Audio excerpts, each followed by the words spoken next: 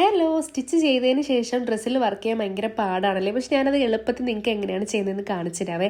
ഞാൻ എപ്പോഴും ഡ്രസ്സ് തച്ചതിന് ശേഷമാണ് അതിൽ വർക്ക് ചെയ്യുന്നത്. ഇപ്പം ഞാൻ എൻ്റെ കയ്യിൽ ഇരിക്കുന്നത് അമ്മയുടെ ഒരു പഴയ ഓർഗൻസ സാരിയാണ്. ഇതിനെ വെട്ടി ഒരു സ്കേർട്ടും ബ്ലൗസും ചെയ്യാമെന്ന് വിചാരിക്കുന്നത്. എനിക്കും മോൾക്കുമാണ് ചെയ്യുന്നത്. എനിക്ക് മോൾക്കും സെയിം മെഷർമെൻ്റ് ആണ്. അപ്പം ഞാൻ സ്കേർട്ടും ബ്ലൗസും ഒക്കെ സ്റ്റിച്ച് ചെയ്തിട്ടുണ്ട്. ബ്ലൗസിൽ മാത്രമാണ് വർക്ക് കൊടുക്കുന്നത്. അപ്പോൾ ബ്ലൗസ് സ്റ്റിച്ച് ചെയ്തതിന് ശേഷം ഒരു കോൺട്രാസ്റ്റ് ഓറഞ്ച് വെച്ചിട്ട് ത്രെഡ് വർക്ക് സ്റ്റാർട്ട് ചെയ്തിട്ടുണ്ട്.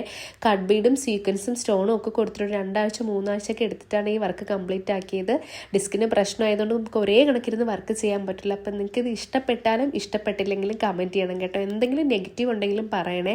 അപ്പോൾ യോക്കും സ്ലീവും ട്രാൻസ്പെറൻ്റ് ആണ്. ഞാൻ കൊടുത്തത് പാഡ് വെച്ചിട്ടുണ്ട്, കാരണം ഇന്നർ വെളിയിൽ കാണാതിരിക്കാൻ വേണ്ടിയിട്ടാണ് അങ്ങനെ ഒന്ന് ചെയ്തത്. അപ്പോൾ ഇതാണ് ഡ്രസ്സിൻ്റെ ഫൈനൽ ലുക്ക്. സ്കേർട്ട് വന്നിട്ടൊരു 5.5 മീറ്ററോളം ഇട്ടിട്ടുണ്ട്. ഡബിൾ അംബ്രലായിട്ടാണ് ചെയ്തേക്കുന്നത്. പീക്കോയും ചെയ്തിട്ടുണ്ട്.